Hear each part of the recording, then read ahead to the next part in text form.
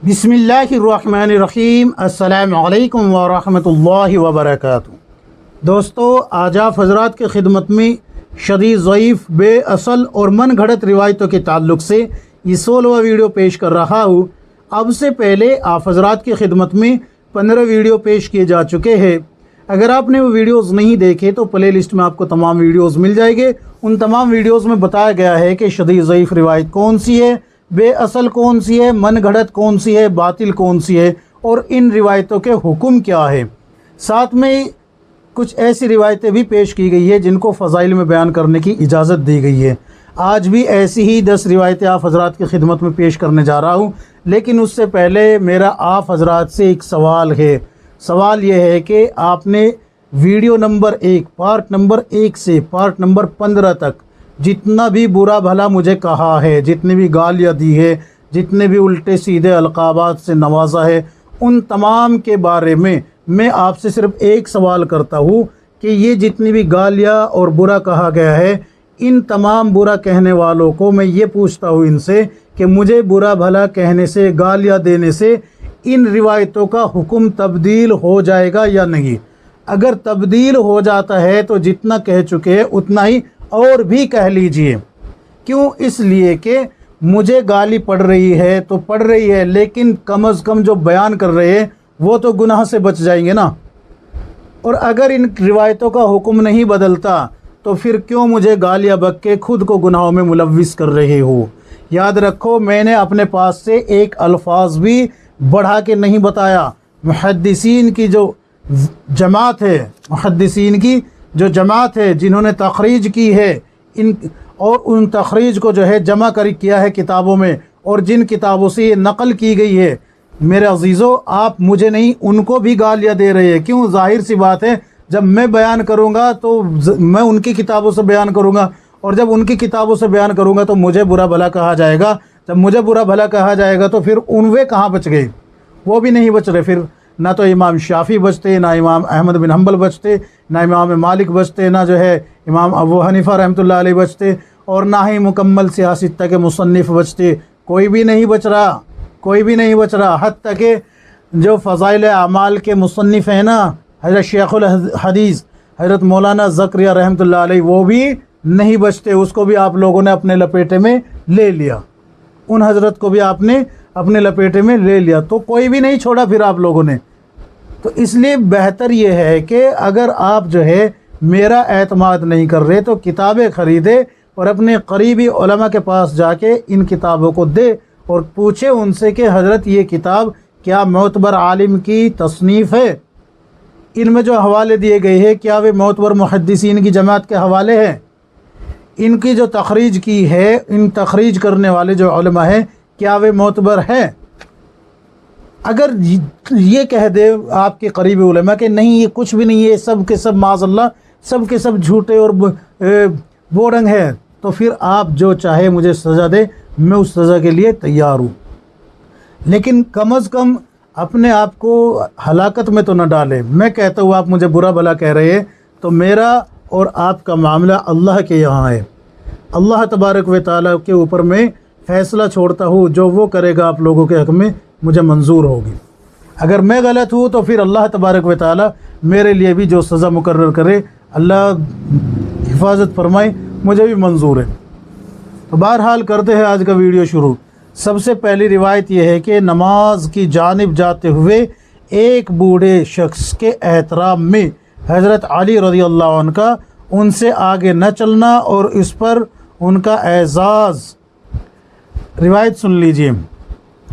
एक बार हज़रत अली रज़ी अल्लाह अन्हु नमाज के लिए निकले, देखा कि एक बूढ़ा शख्स आगे आगे जा रहा है। आप रज़ी अल्लाह अन्हु उसके पीछे पीछे चलने लगे और उसके बुढ़ापे की ताज़ीम और तकरीम के ख़याल से आप रज़ी अल्लाह अन्हु उससे आगे नहीं बढ़े। जब नबी अकरम सल्लल्लाहु अलैहि वसल्लम रुकू में गए, यानी कि आप सल्लल्लाहु अलैहि वसल्लम तो नमाज़ पढ़ा रहे थे और हज़रत अली रज़ी अल्लाह अन्हु नमाज के लिए आ रहे थे, तो एक बूढ़ा जो रास्ते में मिला उसकी वजह से हज़रत अली रज़ी अल्लाह अन्हु आगे नहीं गए कि कहीं इनकी तौहीन ना हो जाए, इनकी ताज़ीम में कोई कमी ना आ जाए। तो चूँकि आप सल्लल्लाहु अलैहि वसल्लम नमाज़ पढ़ा रहे थे तो आप सल्लल्लाहु अलैहि वसल्लम रुकू में चले गए। जब रुकू में गए तो حضرت جبرائیل علیہ السلام نے آپ صلی اللہ علیہ وسلم کی پشت پر اپنا پر رکھ دیا۔ کیا رکھ دیا؟ پر رکھ دیا۔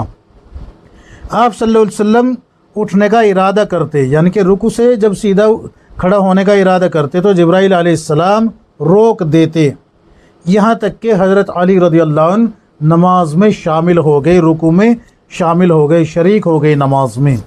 اس روایت کا حکم کیا ہے؟ یہ حکایت ہے، سن لیجئے۔ علامہ عبد الرحمن صفوری شافعی رحمۃ اللہ علیہ مذکورہ حکایت کو نقل کرنے کے بعد فرماتے ہیں کہ یہ حدیث من گھڑت ہے۔ یہ حدیث کیا ہے؟ من گھڑت۔ اس کو آپ صلی اللہ علیہ وسلم کی طرف منسوب کر کے بیان نہیں کیا جا سکتا، کیونکہ یہ من گھڑت ہے۔ روایت نمبر 2، ابو بکر رضی اللہ عنہ کی فضیلت کے بارے میں آیا ہے۔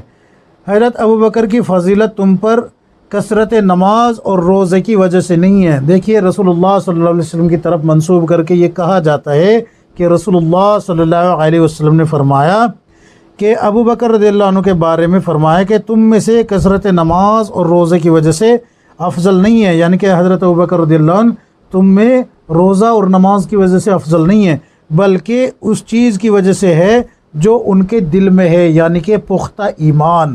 پختہ ایمان اس کا ذکر آیا ہے کہ پختہ ایمان۔ یہ روایت ان الفاظ سے بھی نقل کی گئی ہے، یعنی کہ جو اوپر آیا ہے یہ بھی اور یہ دوسری بھی۔ اب اس روایت کا حکم کیا ہے؟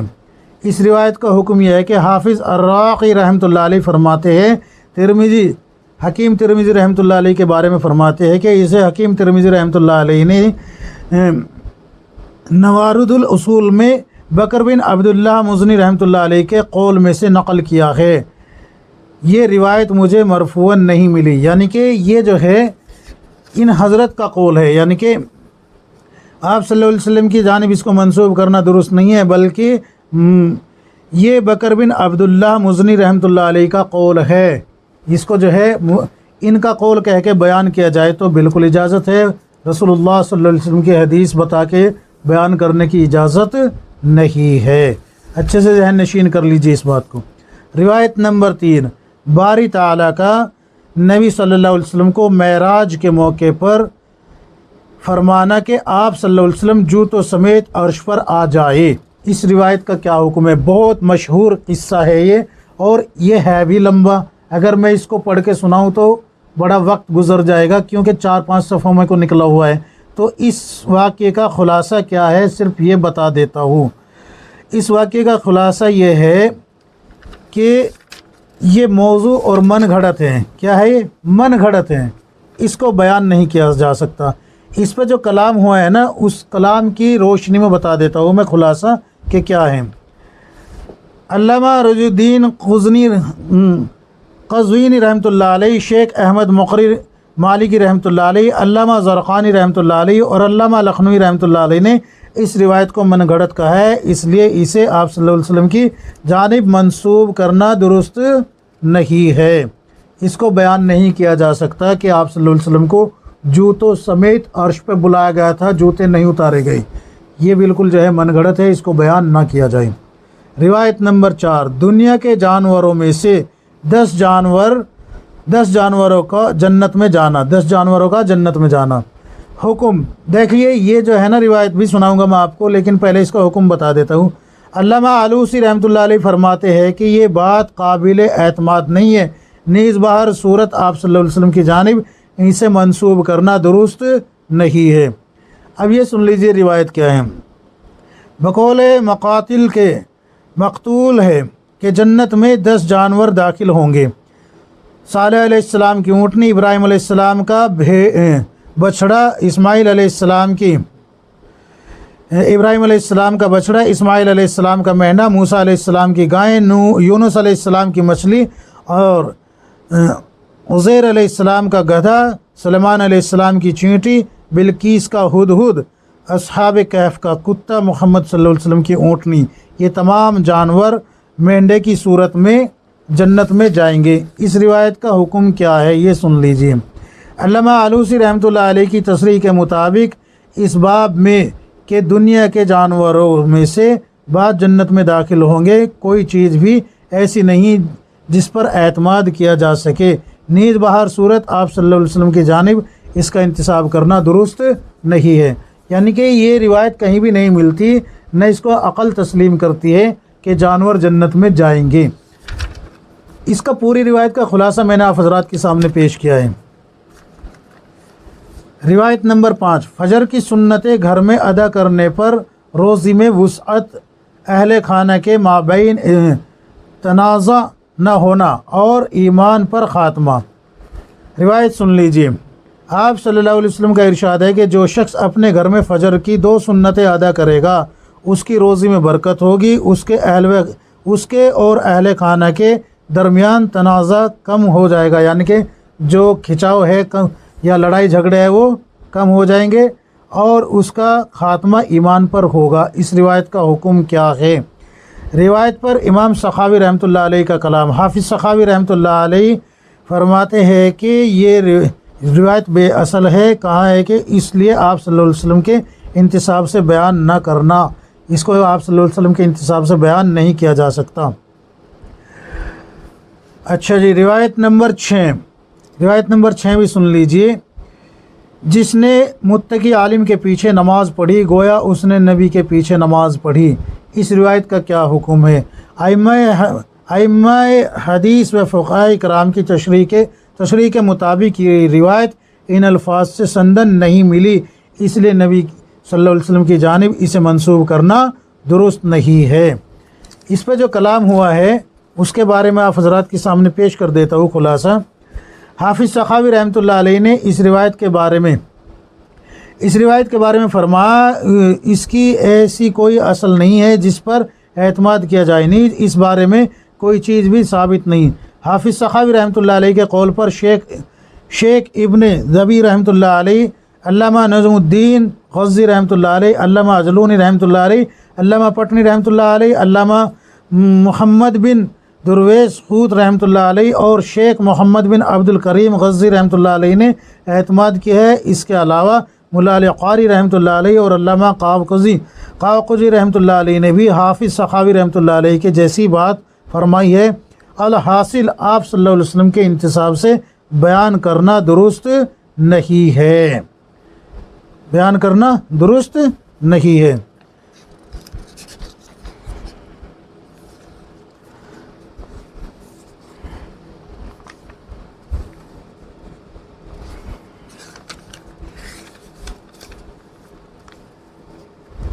روایت نمبر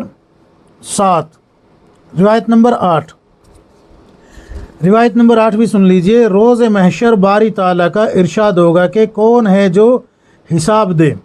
حضرت صدیق اکبر رضی اللہ عنہ کے سامنے آنے پر اللہ کا غصہ ٹھنڈا ہو جائے گا۔ یہ روایت انہی الفاظ سے ہمیں سندن نہیں مل سکی، البتہ علامہ ابو بکر بن علی محمد قرشی نے انیس الواعظین میں اس روایت سے ملتے جلتے مضمون پر مشتمل ایک طویل روایت قیامت کے احوال پر بیان کرتے ہوئے ذکر کی ہے۔ اب اس کا حکم سن لیجئے۔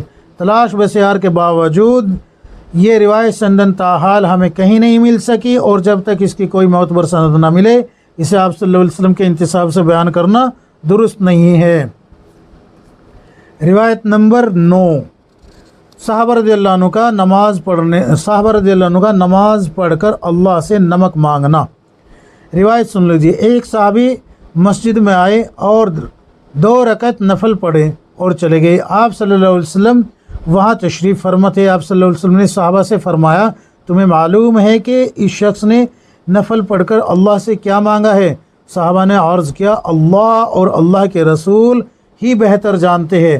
آپ صلی اللہ علیہ وسلم نے فرمایا، اس نے اللہ سے نمک مانگا ہے۔ روایت کا حکم سن لیجئے۔ تلاش و سیار کے باوجود یہ روایت سندن تاحال ہمیں کہیں نہیں مل سکی، اور جب تک اس کی کوئی معتبر سند نہ ملے اسے آپ صلی اللہ علیہ وسلم کے انتصاب سے بیان کرنا درست نہیں ہے۔ اچھا، فائدے میں دوست یہ لکھا ہے کہ کچھ روایتیں ہیں اس طریقے کی جن کو بیان کیا جا سکتا ہے، وہ سن لیجئے۔ رسالت مآب صلی اللہ علیہ وسلم نے چھوٹی سے چھوٹی ضرورت اور تمام حاجت اللہ سے مانگنے کی ترغیب دی ہے۔ ذخیرہ احادیث میں اس بارے میں متعدد احادیث وارد ہوئی ہے۔ ذیل میں مذکورہ روایت کے معنی پر مشتمل دیگر چند روایت پیش کی جاتی ہے جنہیں بیان کرنے میں کوئی حرج نہیں ہے۔ سب سے پہلی روایت یہ ہے، امام بہقی رحمۃ اللہ علیہ شعب الایمان میں روایت تخریج فرماتے ہیں، بکر بن عبداللہ بن مزنی رحمۃ اللہ علیہ سے منقول ہے کہ نبی اکرم صلی اللہ علیہ وسلم نے ارشاد فرمایا، اللہ سے اپنی حاجتوں کو مانگو یہاں تک کہ نمک بھی اللہ سے مانگو۔ امام ترمذی رحمۃ اللہ علیہ اسی طرح روایت سنن ترمذی میں نقل فرماتے ہیں، حضرت ثابت بنانی رضی اللہ عنہ فرماتے ہیں کہ آپ صلی اللہ علیہ وسلم نے فرمایا، تم میں سے ہر شخص کو چاہیے کہ وہ اپنے رب سے اپنی حاجت مانگے یہاں تک کہ نمک بھی اللہ سے مانگے، اور جوتے کا تسمہ ٹوٹ جائے وہ بھی اللہ سے مانگے۔ امام ترمذی رحمۃ اللہ علیہ نے اس روایت کو مرسلاً موصولاً دونوں طرح تخریج کیا ہے۔ مرسلاً طریق تخریج کرنے کے بعد فرماتے ہیں، یہ طریق قطنی ان جعفر بن سلیمان کے طریق سے زیادہ صحیح ہے، یعنی مرسل طریق موصول طریق سے زیادہ صحیح ہے۔ اب یہ جو دو روایتیں بیان کی گئی ہیں نا کہ اللہ جو بھی مانگو اللہ سے مانگو یہاں تک کہ نمک بھی اللہ سے مانگو، اگر جوتے کا تسمہ ٹوٹ جائے وہ بھی اللہ سے مانگو، تو یہ روایت تو درست ہے، ان کو بیان کیا جائے کوئی مذائقہ نہیں ہے۔ لیکن اوپر جو گزری ہے کہ ایک صحابی مسجد میں آئے اور نفل پڑھی اور چلے گئے، اور اللہ کے نبی نے کہا کہ تم جانتے ہو اس نے کیا مانگا؟ صحابہ نے کہا اللہ اور اس کے رسول بہتر جانتے۔ اللہ کے نبی نے فرمایا کہ یہ اللہ سے نمک مانگ کے گیا ہے، تو وہ روایت نہیں ملی بھائی، اس کو بیان نہیں کر سکتے۔ لیکن یہ دو روایتیں جو آئی ہے ان کو بیان کرے خوب اچھے سے، کوئی ان پہ آپ کی پکڑ نہیں آئے گی۔ اچھا، روایت نمبر 10، بھیڑ یا دمبے کو دیکھ کر سورہ کوثر پڑھنے پر اجر۔ اس روایت کو سن لیجئے۔